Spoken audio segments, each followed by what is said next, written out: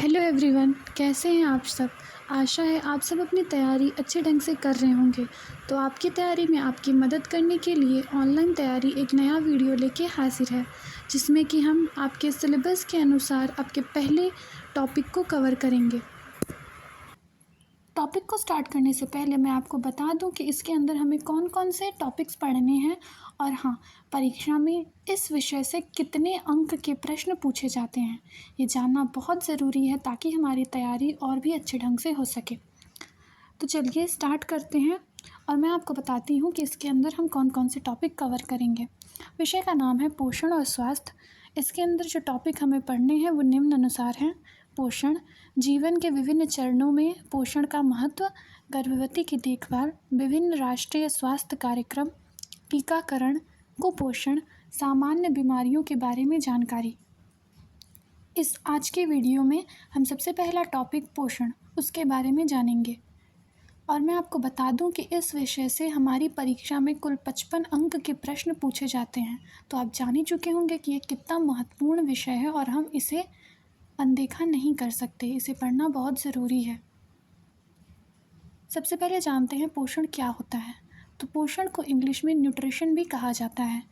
पोषण पोषण क्या होता है, पोषण किन श्रेणियों में बांटा गया है और हमारे शरीर को विभिन्न स्टेजों में कितने पोषण की आवश्यकता होती है, इन सब बातों को मैं आपको इस वीडियो में बताऊंगी। सबसे पहले जानते हैं कि पोषण क्या होता है। पोषक तत्वों का अध्ययन ही पोषण कहलाता है और पोषण विज्ञान की वो शाखा है जिसमें पोषक तत्व और पोषण शामिल है। यह वो प्रक्रिया है जिसके द्वारा शरीर में पर्याप्त पानी और भोजन इकट्ठा होता रहे ताकि हमारा शरीर ठीक से काम कर सके और शरीर में स्थिरता बनी रहे। यानी कि हमारे शरीर को सुचारू रूप से चलाने के लिए पोषक तत्वों का हमारे शरीर में होना बहुत ज़रूरी है और इसके अध्ययन की प्रक्रिया को ही पोषण कहा जाता है। यानी पोषण एक प्रोसेस है जिसके द्वारा हमारे शरीर में पोषक तत्वों को बनाया जाता है, जिसके द्वारा पोषक तत्व हमारे शरीर में एनर्जी के रूप में काम करते हैं। अब जानते हैं कि पोषण तत्व क्या होते हैं।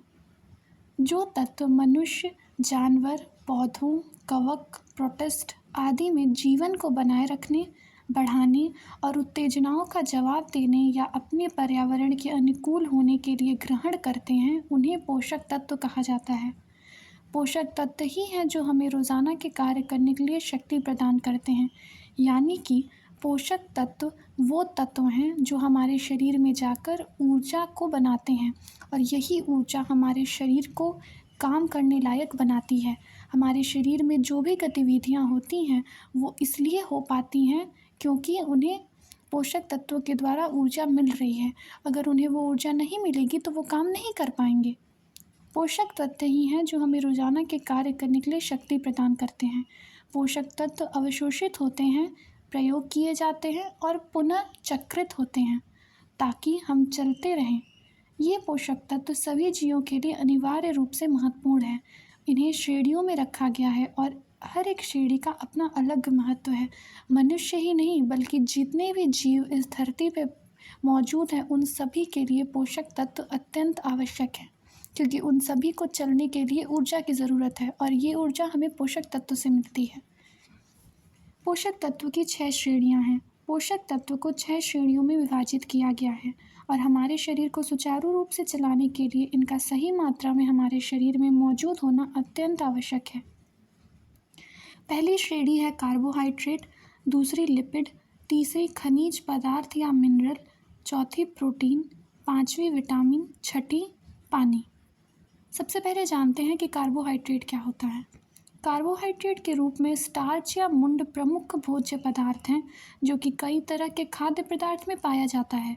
आलू, साबूदाना, चावल, साबुत अनाज, पास्ता, रोटी, मक्का आदि में पर्याप्त मात्रा में कार्बोहाइड्रेट पाया जाता है। इसे खाने से शरीर को ऊर्जा मिलती है तथा यह पाचन में भी महत्वपूर्ण भूमिका अदा करता है। कार्बोहाइड्रेट एक बहुत ही अनिवार्य पोषक तत्व है जो हमारे शरीर को ज़्यादा से ज़्यादा ऊर्जा देता है। हमारे शरीर को जो सबसे ज़्यादा ऊर्जा जहाँ से मिलती है वो कार्बोहाइड्रेट ही है, और साथ ही ये हमारे शरीर में पाचन का भी काम करता है। हमारे शरीर में भोजन अच्छे से पचता रहे, ये कार्बोहाइड्रेट की वजह से ही मुमकिन है। दूसरा है लिपिड। फैट हमारे आहार का प्रमुख घटक है और शरीर में कई काम करता है। इसके आवश्यक स्रोत में डेयरी प्रोडक्ट, मांस, बीज और नट तथा वनस्पति तेल जैसे खाद्य पदार्थ शामिल हैं। फैट फैटी एसिड में पच जाता है, जिसका उपयोग ऊर्जा स्रोत के रूप में किया जाता है। फैट भी हमारे शरीर को ऊर्जा देता है, परंतु कार्बोहाइड्रेट के मुकाबले यह कम ऊर्जा देता है। तीसरा है मिनरल या खनिज पदार्थ। मिनरल एक अच्छा न्यूट्रिशन है। कुछ महत्वपूर्ण मिनरल या खनिज हमारे शरीर के ठीक ढंग से काम करने के लिए ज़रूरी होते हैं। यह न केवल शरीर के मेटाबॉलिज्म को सही करता है, बल्कि आपके स्वास्थ्य को भी अच्छा रखता है।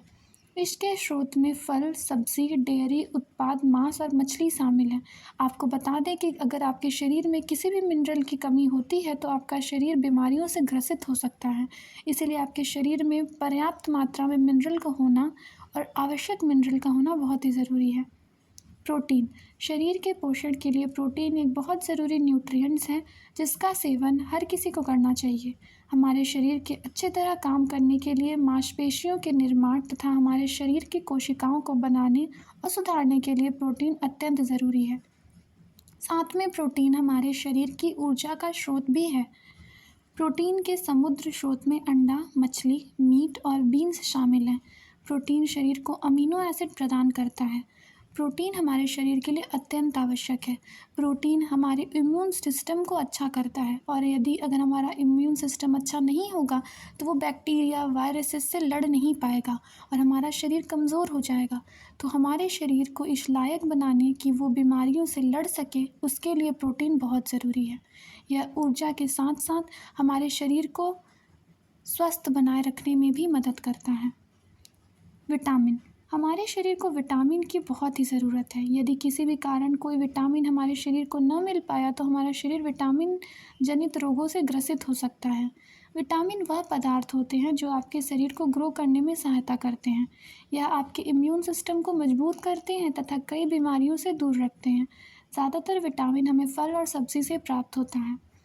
अगर विटामिन की कमी हमारे शरीर में पाई जाती है तो हमें विटामिन ग्रसित कई बीमारियां हो सकती हैं।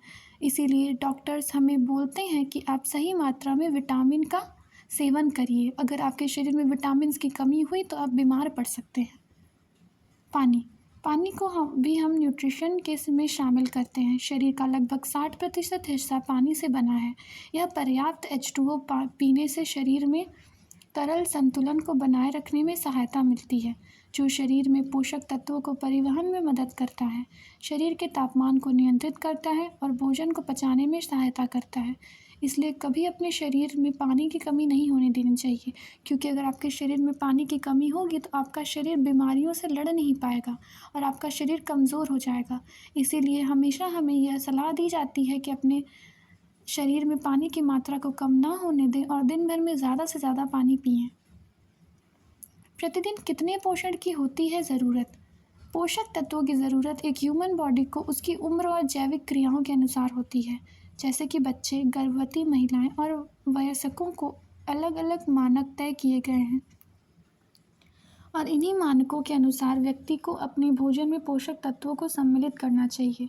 इसका अर्थ है कि अलग अलग ह्यूमन बॉडी को अलग अलग पोषक तत्वों की ज़रूरत पड़ती है, यानी कि उनकी उम्र के अनुसार पोषक तत्वों की ज़रूरतें भी हम सब में अलग अलग हैं।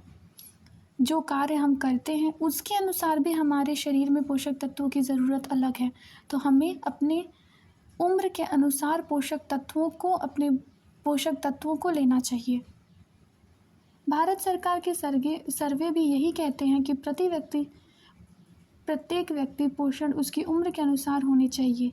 इसके अंतर्गत 2012 के सर्वे में ग्रामीण और शहरी क्षेत्रों के लिए अलग अलग पोषण के मानक दिए गए हैं।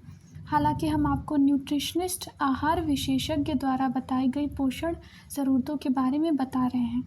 इसीलिए अपने आहार विशेषज्ञ के द्वारा दी गई राय के अनुसार पोषक तत्वों का ग्रहण करें। पोषण प्रतिदिन की ज़रूरत, यानी प्रतिदिन हमें कितने पोषण की ज़रूरत पड़ती है।